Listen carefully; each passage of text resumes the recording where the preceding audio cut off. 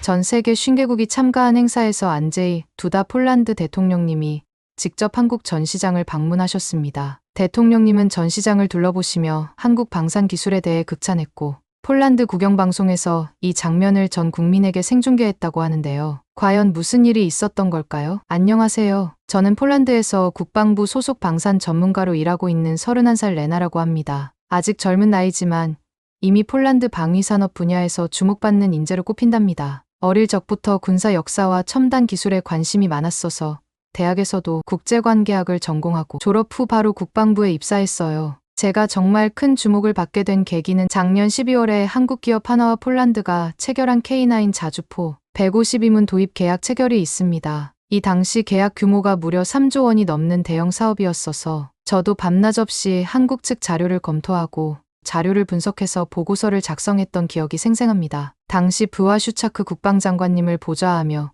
이 계약을 위한 상세한 보고자료를 작성하는 데 중요한 역할을 했답니다. 특히 기억에 남는 건 K9PL 모델에 대한 보고서 작성 과정이에요. 이 모델은 K9 자주포를 폴란드군의 특별한 요구사항에 맞춰 개량한 모델인데 저희 폴란드의 사격 통제 및 전장관리 시스템과 완벽하게 호환되도록 설계가 되었습니다. 이 과정에서 제가 한국 엔지니어들이 보내온 기술 자료를 꼼꼼히 분석하고 정리하면서 한국 방산 기술의 우수성과 섬세함에 정말 감탄을 금치 못했답니다. 아니나 다를까 K9 자주포를 개량한 K9PL은 단순히 수입된 무기가 아니라 폴란드의 국방 체계에 완벽히 통합된 시스템이 되었고 이러한 성과로 인해 저는 국방부 내에서 폴란드의 별이라는 별명까지 얻게 되어 한국과 한화에 대해 깊은 감사의 마음을 갖게 되었어요. 이 일이 있고 난 후 올해 9월 드디어 국제방산 전시회 MSPO가 폴란드에서 열렸습니다. MSPO는 93년부터 매년 폴란드에서 개최되는 세계 최대 규모의 방위산업 전시회로서 이번엔 제가 행사 준비를 위한 종합 보고서를 작성하는 중요한 임무를 맡았어요. 특히 한국 기업들의 참가 자료를 준비하는 데 큰 공을 들였죠. K9 자주포의 성공 이후 한국의 방산 기술에 대한 우리나라의 관심이 하늘을 찌를 듯이 높아졌거든요. 하나뿐만 아니라 LIG, 넥스원, 현대로템 등 한국 주요 방산기업들의 최신 기술과 제품들을 하나하나 꼼꼼히 분석했답니다. 때로는 밤을 새워가며 기술 사양을 검토하고 우리 군의 니즈와 매칭되는 부분을 찾아내느라 정신없었죠. 이런 우리의 관심을 아는지 행사 첫날 안제이 두다 폴란드 대통령님께서도 직접 전시장을 방문하셨어요. 대통령님은 전시장을 둘러보시며 우리에게 필요한 것은 안보라며 안보를 3번이나 외치셨는데 그 모습을 보며 가슴이 뭉클해졌답니다. 사실 우리나라의 지정학적 위치와 역사적 경험을 생각하면 이 말씀의 무게가 얼마나 무거운지 잘 알 수 있거든요. 폴란드는 역사적으로 강대국들 사이에서 수많은 고난을 겪었어요. 18세기 말에는 러시아에 의해 분할되어 123년 동안이나 독립국가로서의 지위를 잃었고 20세기에는 나치 독일과 소련의 침공으로 엄청난 고통을 겪었죠. 이런 배경에서 폴란드 정부는 2025년 예산의 20% 이상 무려 58조 원을 국방비로 지출하기로 결정했고 이는 GDP 대비 국방비 지출 비율로 따져도 나토 국가들 중 단연 최고 수준이에요. 이런 소식이 전해지자 전 세계 수많은 국가들이 폴란드 방산 시장을 노리고 달려들었어요. 독일, 영국, 프랑스 같은 전통적인 방산 강국들은 물론이고 미국, 이스라엘, 심지어 중국과 일본까지 우리나라에 러브콜을 보냈죠. 하지만 이 많은 나라들 중에서 폴란드 대통령님의 가장 큰 주목을 받은 건 다름 아닌 대한민국의 K방산이었어요. 방산 강국들 사이에서 유일하게 대통령이 관심을 가졌다는 것은 그만큼 대한민국의 방산 기술이 세계 최정상이라는 방증이 아닐까요? 그도 그럴 것이 저도 하나 직원들이 대통령님께 K9 자주포와 다른 첨단 무기 체계를 설명하는 모습을 옆에서 지켜보았는데 그들의 설명을 들으며 방산 전문가인 저 역시 감탄을 금치 못했거든요. 하나 직원들은 K9 자주포의 우수한 기동성과 화력을 설명하면서 특히 폴란드의 지형과 기후에 맞춰 어떻게 최적화되었는지를 상세히 풀어냈어요. 단순히 한국의 방산기술은 방산무기를 납품하는데 그치는 것이 아니라 그 나라의 군대에 최적화된 모듈로 업그레이드까지 가능했습니다. 하나 직원들은 K9 자주포의 우수한 기동성과 화력은 물론 K2 전차의 첨단 전자장비와 방호력, 그리고 천궁2 미사일 방어 체계의 요격 능력 등을 상세히 설명했어요. 대통령님께서도 이 부분에 특히 각별한 관심을 보이셨는데 더욱 충격적인 건 이런 모든 과정을 폴란드 국영방송 TVP가 전 국민에게 생중계했다는 거예요. 한국 방산의 위용이 전국에 실시간으로 전해지면서 우리 국민들의 관심도 폭발적으로 늘어났죠. 실제로 다음날 출근길에서 택시 기사님부터 회사 동료들까지 모두가 한국 무기에 대해 이야기하더라고요. 우리도 저런 무기를 가질 수 있다니 정말 안심이 된다. 한국의 기술력이 대단하다는 말들이 여기저기서 들렸어요. 심지어 제 조카는 K9 자주포 모형을 갖고 싶다고 조르기까지 했답니다. SNS에서는 한국 무기 체계에 대한 게시물들이 끊임없이 공유되었고, 여러 온라인 커뮤니티에서는 한국의 방산 기술에 대한 토론이 활발히 이루어졌죠. 심지어 일부 대학에서는 한국의 방산 기술 발전 과정을 다루는 특별 강연도 열렸다고 해요. 이런 뜨거운 관심 속에서 폴란드에서 열린 MSPO가 막을 내렸고, 행사가 끝나자마자 저는 곧바로 한국행 비행기에 올랐어요. 10월에 한국에서 있을 KADX를 위한 사전 조사와 한국 방산기업 실사를 위해서였죠. 폴란드에서의 열기가 채 가시기도 전에 한국으로 향하는 비행기 안에서 저는 이번 출장이 얼마나 중요한지 다시 한번 실감했습니다. 한국의 방산 기술에 대한 관심이 이렇게 고조된 상황에서 제가 직접 보고 듣고 느낀 것들이 앞으로의 한폴 방산 협력에 큰 영향을 미칠 것이라는 책임감이 들었거든요. 비행기 창밖으로 보이는 구름을 바라보며 저는 이번 한국 방문에서 어떤 새로운 발견을 하게 될지 기대에 부풀었답니다. 설레는 마음으로 인천공항에 도착했어요. 그런데 그때였습니다. 공항 도착장을 빠져나오는 그 찰나 제 휴대폰이 요란하게 울렸어요. 그 전화 한 통화로 순간 제 얼굴에서 핏기가 싹 가시고 머릿속은 하얗게 변하고 말았습니다. 동료의 목소리는 긴박했어요. 레나, 큰일 났어. 중국이 신형 로봇개를 공개했어. 그 말을 듣는 순간 손에 들고 있던 여행 가방을 떨어뜨릴 뻔한 충격을 받았습니다. 중국이 캄보디아와의 합동 군사훈련에서 기관총이 장착된 신형 로봇개를 선보였다는 거였죠. 특히 미국, 한국, 그리고 우리 폴란드를 포함한 나토 국가들의 반응이 심상치 않았답니다. 더 큰 문제는 중국 측의 반응이었어요. 그들은 제가 작성할 보고서에 이 로봇개에 대한 내용이 포함되면 한중 관계에 악영향을 미칠 수 있다며 강하게 압박했죠. 심지어 캄보디아 시아누크빌 인근 레암항의 중국 해군 기지 건설 의혹에 대해서도 언급하지 말라고 요구했어요. 택시를 타고 호텔로 향하는 동안 저는 이 소식이 가져올 파장에 대해 곰곰이 생각해 봤어요. 특히 미국, 한국, 그리고 우리 폴란드를 포함한 나토 우방국들 사이의 관계를 고려하면서도 중국 측 압박을 피하는 보고서를 작성하는 게 쉽지 않아 보였습니다. 이런 복잡한 상황 속에서 저는 해결책을 찾기 위해 고심하고 있었어요. 그러던 중 호텔에 도착했고 체크인을 하고 로비에 나왔을 때 뜻밖의 사람을 만나게 됩니다. 우연히 한국의 국제관계 전문가인 박 교수님을 만나게 된 거죠. 박 교수님은 서울대학교 정치외교학부의 석좌 교수이자 동아시아 안보연구소장이신 박성훈 교수님이었어요. 그분의 동아시아 군사 균형의 변화와 한국의 대응 전략이라는 책은 제가 학생 때부터 늘 참고하던 명저였죠. 그는 세미나를 끝내고 집으로 귀가하는 중이라 했습니다. 박 교수님은 중국의 로봇개 개발이 가져올 영향을 군사적, 외교적, 경제적 측면에서 분석해 주셨어요. 특히 인상 깊었던 것은 박 교수님의 삼각균형 이론이었습니다. 미국, 중국, 그리고 동남아 국가들 사이의 복잡한 역학 관계를 마치 물리학의 삼각형 구조처럼 설명하시는데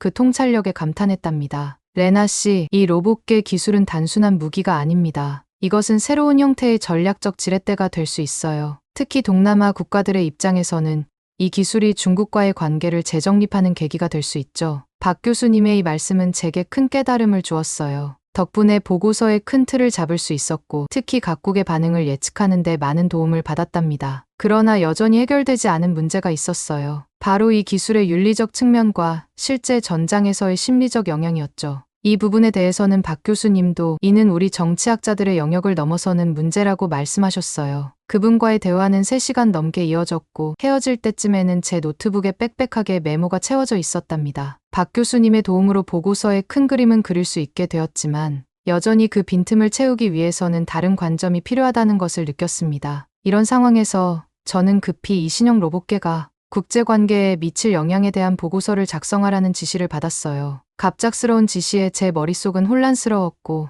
한국 방산기업들을 방문하며 즐겁게 보낼 거라 기대했던 일정이 한순간에 무너져 버렸죠. 결국 저는 호텔 방 안에 갇힌 신세가 되었어요. 창밖으로 보이는 서울의 아름다운 가을, 풍경과는 대조적으로 제 앞에는 수많은 자료와 노트북 화면만이 가득했답니다. 밤낮 없이 자료를 분석하고 보고서를 작성하는 과정은 정말 힘들었습니다. 이렇게 해서 3, 4일 만에 보고서 하나를 뚝딱 만들어내야 했거든요. 10월에 열릴 MSPO 준비도 해야 하고 신규 보고서도 빨리 만들어야 하는 데다 한국 방산기업들 방문은 또 언제 할지 정말 앞이 막막했죠. 그럼에도 각성된 상태로 계속 보고서를 써야 했기에 저는 아메리카노 커피를 달고 살 수밖에 없었습니다. 어쩌면 그나마 유일한 위안이 아침마다 거의 매일 카페에 들러 커피를 사는 것이었다고 봐도 과언이 아니었습니다. 아침마다 방문하는 카페로 향하는 거리는 불과 200m 정도의 짧은 거리였지만 그 순간만큼은 제가 자유롭다고 느꼈거든요. 게다가 사실 가장 좋았던 것은 그 카페에서 일하는 아르바이트생 때문이었죠. 처음 카페를 방문했을 때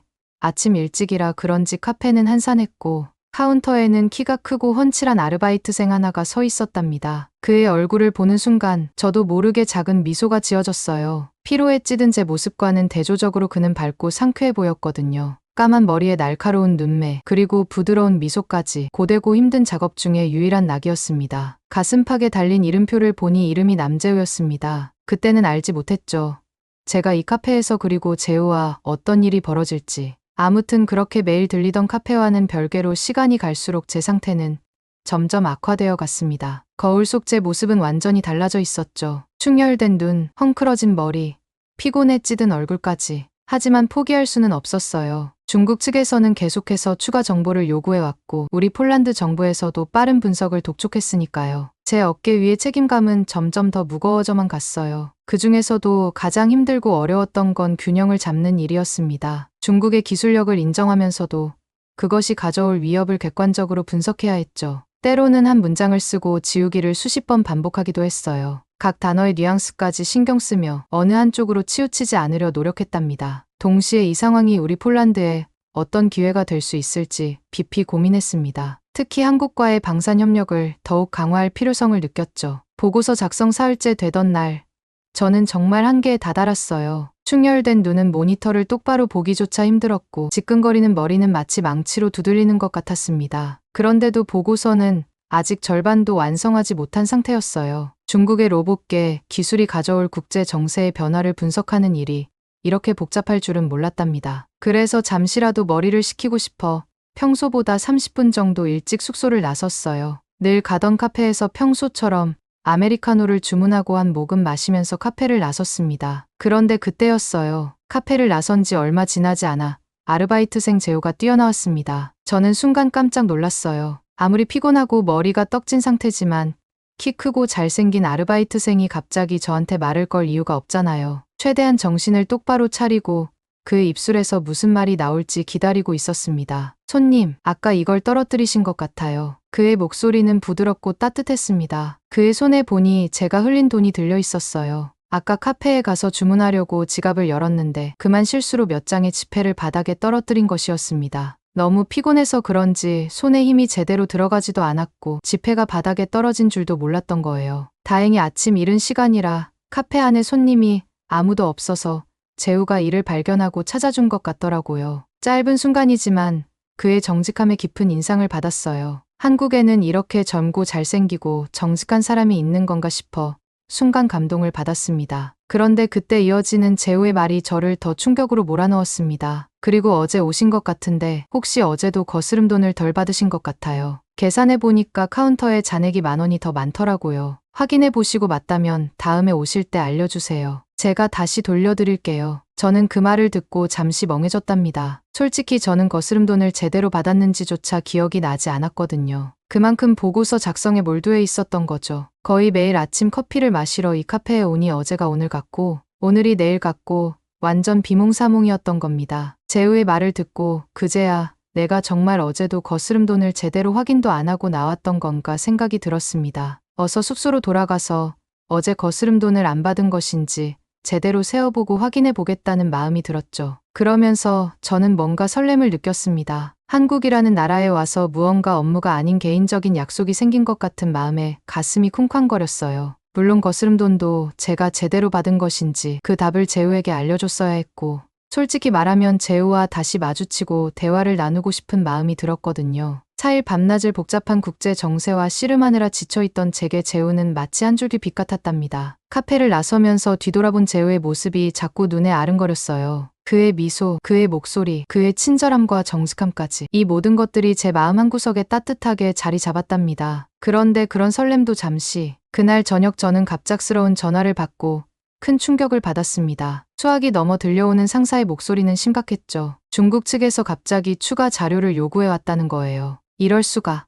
안 그래도 시간이 촉박한데 이것마저 하루를 더 당겨서 요구하다니. 저는 이제 중국이라는 나라 자체에 대한 혐오감까지 생길 지경이었어요. 오늘은 재우고 뭐고 일단 보고서부터 마무리하고 내일 아침까지 중간 결과를 제출하는 것부터가 급선무였습니다. 어쩔 수 없이 날밤을 꼬박 새야 했기에 결국 저는 호텔 룸서비스로 커피를 주문하고 다시 컴퓨터 앞에 앉았어요. 뜨거운 아메리카노를 한 모금 마시며 모니터를 응시했지만 갑자기 재우의 밝은 미소, 그의 친절한 목소리 이런 생각들이 떠올랐죠. 저는 고개를 세차게 흔들며 정신 차려 일단 일부터 끝내야 한다고 굳게 다짐했어요. 그렇게 저는 밤새도록 보고서를 몇 번이고 꼼꼼히 검토하고 수정하는 작업을 반복했습니다. 마침내 새벽 5시쯤 보고서를 완성하고 호텔 로비에서 출력까지 완료했습니다. 30페이지가 넘는 보고서를 손에 들고 있자니 밤새 노력한 제 모습이 대견하게 느껴졌어요. 이제 택시를 타고 KADX 폴란드 대표단 사무실 앞 경비실에 제가 완성한 보고서만 전달하고 오면 됐어요. 시계를 보니 재우의 카페가 오픈하기 전이었습니다. 보고서 배달을 완료하면 딱 카페 오픈 시간인 7시에 맞춰 재우를 만날 수 있을 타이밍이었어요. 그 생각에 피곤함 속에서도 작은 설렘이 피어났습니다. 그런데 이런 꾀죄죄한 차림으로 재우를 만날 수는 없었죠. 저는 다시 호텔 로비에서 엘리베이터를 타고 호텔 방으로 갔습니다. 옷장 앞에서 한참을 서서 고민하다가 본 행사가 시작할 때 입기로 했던 크림색 오피스 블라우스를 꺼내 입었어요. 순간 그러면서도 속으로 이런 제 자신이 믿기지 않더라고요. 이렇게 중요한 순간에 왜 내가 낯선 사람을 생각하고 꽃단장을 하고 있는 거지? 라는 생각이 스쳐 지나갔죠. 그렇다고 해도 재우와의 만남에 꾀죄죄한 모습으로 갈 수는 없었습니다. 화장도 평소보다 신경 써서 진하게 하고 거울 앞에서 머리를 만지고 어떻게든 밤샘의 흔적을 조금이라도 가리려고 발버둥 쳤어요. 그렇게 꽃단장을 하고 나서 저는 서둘러 택시를 타고 KADX 폴란드 대표단 임시 사무실로 향했습니다. 사무실 앞에 도착해서 미리 연락해둔 당직자에게 보고서를 전달했어요. 그는 졸린 눈을 비비며 제게 고생했다는 말과 함께 보고서를 받아들었죠. 임무를 완수한 후에 홀가분함과 함께 이제 재우를 만날 수 있다는 생각에 제 발걸음은 한결 가벼워졌어요. 택시에서 내려 카페로 향하는 동안 제 마음은 마치 첫 데이트를 앞둔 소녀처럼 설레었답니다. 왜 이러지? 그냥 카페 아르바이트생일 뿐인데 라고 생각하면서도 재우의 미소를 떠올리면 자꾸만 입꼬리가 올라가는 걸 어쩔 수 없었죠. 카페 앞에 도착해서 저는 거울처럼 비치는 유리창에 제 모습을 비춰봤어요. 밤새 일한 흔적을 지우려 애썼지만 여전히 눈가의 피곤함은 감출 수 없었죠. 그래도 최선을 다해 단장한 제 모습이 어제의 피곤해 보이던 모습보다는 한결 나아 보였어요. 심호흡을 크게 하고 용기를 내어 카페 문을 열었습니다. 차가운 금속 손잡이의 감촉이 제 손바닥을 간지럽혔고 문이 열리면서 들려오는 종소리와 함께 진한 커피 향이 제 코끝을 스쳤어요. 그리고 그 순간 제 눈은 자연스럽게 카운터를 향했고 그곳에서 재우의 밝은 미소를 만나길 간절히 바랐답니다. 그렇게 카페 안으로 들어섰지만 저는 이내 큰 충격으로 그 자리에 얼어붙게 되었습니다. 제 눈앞에 펼쳐진 상황은 직접 두 눈으로 보고도 도저히 믿기 힘든 상황이었습니다. 재우가 보이지 않았기 때문입니다. 카페 어느 곳에도 재우가 없었어요. 혹시 주방에 있나 싶어 목을 길게 빼 안쪽을 살펴보기도 하고 구석구석을 눈으로 더듬어 보았지만 어디에도 재우의 모습은 보이지 않았답니다. 처음에는 아직 출근 전일까 하고 생각했어요. 시계를 보니 출근 시간이 훨씬 지난 후였어요. 카페에 손님도 하나둘 늘어나면서 제 불안감도 함께 커져갔답니다. 뭔가 연인 사이도 아닌데 벌써 차인 기분이 들었습니다. 점점 불안해지는 마음을 달래려 커피를 주문했어요. 카운터에 선 다른 직원에게 재우에 대해 물어보고 싶었지만 왠지 그러면 안 될 것 같아 참았죠. 커피를 받아들고 자리로 돌아오는데 문득 거울에 비친 제 모습이 눈에 띄었어요. 아침부터 공들여 고른 옷과 화장한 얼굴이 갑자기 부끄러워지더라고요. 마치 누군가에게 들킨 것 같은 느낌이 들더라고요. 왜 이렇게 신경 썼을까 하는 생각에 얼굴이 붉어졌죠. 이게 무슨 일이람 하는 생각이 계속 머릿속을 맴돌았어요. 커피를 마시다 말고 한숨을 쉬기를 반복했죠. 분명 어제까지만 해도 여기 있었는데 왜 오늘은 보이지 않는 걸까요? 이유를 알 수 없는 상황에 제 마음은 점점 더 복잡해져 갔답니다. 이럴 거면 미리 연락처라도 물어봤어야 했는데 너무 일만 한다고 상황 판단을 제대로 못한 것 같아 제 자신에게 화가 나는 듯했어요. 복잡한 마음을 안고 공원을 지나 숙소로 향하는 중 저는 또 한 번 믿기지 않는 광경을 목격했습니다. 울창한 나무들 사이로 저 멀리 재우의 모습이 보이는 거예요. 까만 머리카락이 햇빛에 반짝이는 모습이 틀림없었죠. 순간 제 심장이 쿵하고 다시 뛰는 것을 느꼈어요. 마치 롤러코스터를 탄 것처럼 아찔한 느낌이 들었어요. 피곤했던 몸에 갑자기 전기가 온몸을 관통한 것처럼 활기가 돌았습니다. 이대로 놓치면 평생 후회할 거야 라는 생각이 번개처럼 스쳐 지나갔죠. 저도 모르게 발걸음이 빨라졌고 곧 동시에 핸드백에서 작은 거울을 꺼냈습니다. 거울에 비친 제 모습을 가다듬고 머리 쓸어 넘기면서 화장도 고치고 립도 새로 발랐어요. 제 손이 살짝 떨리는 걸 느꼈답니다. 재우의 뒤를 조심스레 따라가면서 머릿속으로는 어떻게 말을 걸까 고민했어요. 여기서 우연히 만나다니 놀랍네요. 정도면 자연스러울까 아니면 그냥 안녕하세요? 라고 해야 할까 온갖 시나리오가 제 머릿속을 스쳐 지나갔어요. 그런데 갑자기 예상치 못한 일이 벌어졌습니다. 재우가 데리고 있던 강아지가 뒤돌아 제 쪽으로 달려오는 거예요. 작고 하얀 푸들이었는데 꼬리를 흔들며 저를 향해 달려오더라고요. 순간 당황했지만 동시에 이게 기회라는 생각도 들었습니다. 그 순간 재우가 뒤를 돌아봤고 우리의 시선이 마주쳤어요. 마치 시간이 멈춘 것 같기도 하고 슬로 모션처럼 느껴지기도 했죠. 재우의 눈이 커지더니 입가에 미소가 번졌어요. 그 미소를 보는 순간 제 마음속에서 뭔가가 울렁거리는 느낌이 들었답니다. 손님, 여기서 뵐 줄이야. 재우가 먼저 말을 걸어왔어요. 그의 목소리는 따뜻하고 부드러웠죠. 저는 가까스로 대답했습니다. 안녕하세요, 재우씨. 카페에서 못 뵈어서 걱정했어요. 제 목소리가 떨리지 않기를 바랐죠. 그렇게 우리는 거스름돈 이야기로 시작해 이런저런 대화를 나누게 되었습니다. 재우는 오늘이 휴일이라 강아지 산책을 나왔다고 하더라고요. 그의 강아지 이름은 콩이었어요. 귀여운 이름이죠. 그리고 알고 보니 재우는 동물행동학을 전공하는 대학원생이었습니다. 그의 눈이 반짝이며 전공 이야기를 할 때 저는 그의 열정에 매료되었답니다. 와, 동물행동학이라니 정말 흥미로운 분야네요. 어떤 계기로 그 전공을 선택하게 되셨어요? 재우는 미소를 지으며 대답했어요. 어릴 때부터 동물들을 정말 좋아했거든요. 특히 개와 고양이의 행동이 늘 신기했죠. 왜 저렇게 행동할까 하는 의문이 항상 있었어요. 저는 고개를 끄덕이며 말했죠. 저도 어릴 때 개를 키웠는데 정말 신기한 행동들을 많이 보여줬어요. 그런데 대학원에서는 주로 어떤 연구를 하세요? 현재는 도시 환경에서의 개 행동 변화에 대해 연구하고 있어요. 재우가 설명했습니다. 도시화가 반려동물의 행동에 미치는 영향을 분석하는 거죠. 꽤 흥미로운 결과들이 나오고 있어요. 그러면서 재우는 이 연구가 앞으로 도시 계획이나 반려동물 정책에도 도움이 될 수 있을 거라고 덧붙였습니다. 그의 이야기를 들으면서 저는 재우의 학문에 대한 진지함과 열정의 깊은 인상을 받았어요. 단순히 좋아하는 분야를 공부하는 것을 넘어서 그 지식을 사회에 어떻게 기여할 수 있을지 고민하는 모습이 정말 멋져 보였습니다. 그의 말 한마디 한마디에 담긴 열정과 통찰력이 저를 더욱 매료시켰답니다. 이런 대화를 나누다 보니 제가 작성 중인 보고서 내용이 떠올랐고 자연스럽게 그 이야기로 화제를 돌리게 되었어요. 중국의 로봇계 개발과 그것이 가져올 윤리적 문제에 대해 이야기였죠. 재우는 이에 대해 정말 흥미로운 견해를 제시해 주었습니다. 그는 로봇계가 가져올 수 있는 긍정적인 면과 부정적인 면을 균형 있게 설명해 주었고 특히 동물 윤리의 관점에서 이 문제를 바라보는 새로운 시각을 제시해 주었답니다. 재우와의 우연한 만남은 마치 어둠 속의 한 줄기 빛 같았어요. 마치 오래된 퍼즐의 마지막 조각을 찾은 듯한 기분이었답니다. 그의 말을 들으며 저는 새로운 통찰을 얻게 되었습니다. 단순히 군사적,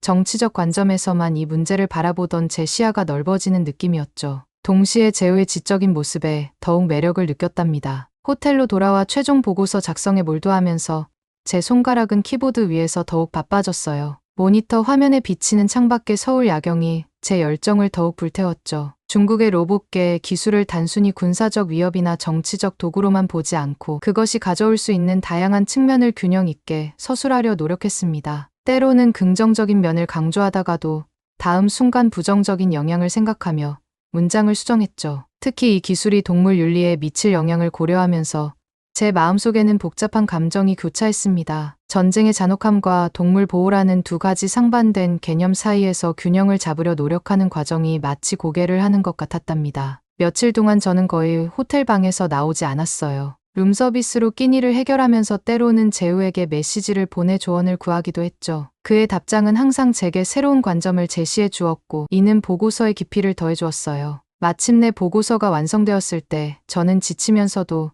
희열에 가득 찬 기분이었습니다. 중국, 한국, 폴란드 이 세 나라의 이해관계를 균형 있게 담아내려 노력했고 특히 한풀 방산 협력에 대한 새로운 비전을 제시하는 데 심혈을 기울였죠. 각 문장 각 단어가 제 열정과 고민의 결과물이라는 생각에 가슴이 뭉클해졌습니다. 보고서를 마무리 짓고 나니 마치 어깨에서 큰 짐을 내려놓은 것 같았어요. 그동안의 긴장과 스트레스가 한순간에 녹아내리는 듯했죠. 하지만 잠시의 여유도 없이 곧바로 KADX 준비에 돌입해야 했답니다. 10월이 코앞으로 다가오면서 저는 마치 시간과 싸우는 듯한 나날을 보냈어요. 회의실을 뛰어다니고 밤늦게까지 자료를 검토하고 한국 측 관계자들과 끊임없이 소통하는 와중에도 가끔씩 제우와 주고받는 메시지가 제게는 작은 위안이 되었습니다. 때로는 그날 본 재미있는 광고에 대해, 때로는 한국 음식에 대한 감상을 나누며 우리는 서로의 일상을 조금씩 공유했어요. 그의 메시지를 볼 때마다 제 입가에는 자연스럽게 미소가 번졌답니다. KADX 개막을 앞둔 지금 제 마음은 마치 롤러코스터를 탄 것처럼 오르내리고 있어요.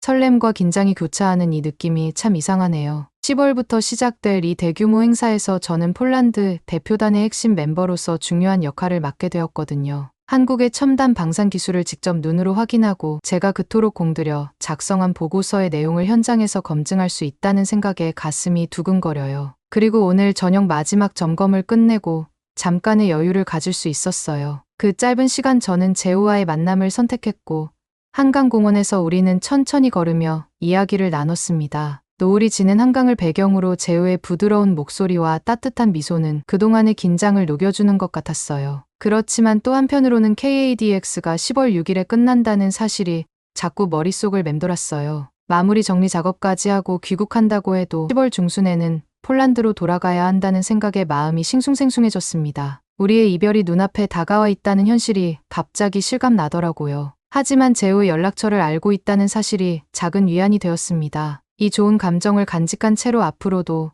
자주 연락하고 만날 수 있지 않을까 하는 희망이 생겼죠. 폴란드로 돌아가더라도 우리의 인연이 여기서 끝나지 않을 거란 믿음이 생겼어요. 저와 제우의 만남이 폴란드와 한국의 방산기술 신뢰만큼이나 단단해지길 바랍니다. 여러분도 많이 응원해주세요. 오늘 사연은 여기까지입니다. 어떻게 들으셨나요? 한국 K방산이 전통적인 방산 강국 중에서도 뛰어난 수준이라니 정말 놀랍습니다. 더불어 레나와 제우의 관계도 더 깊어지고 좋은 관계로 발전하기를 바랍니다. 오늘 사연이 재미있으셨다면 구독과 좋아요 한 번만 눌러주세요. 댓글도 많이 달아주시고요. 저는 더 좋은 사연으로 찾아뵐게요. 감동도서관이었습니다. 감사합니다.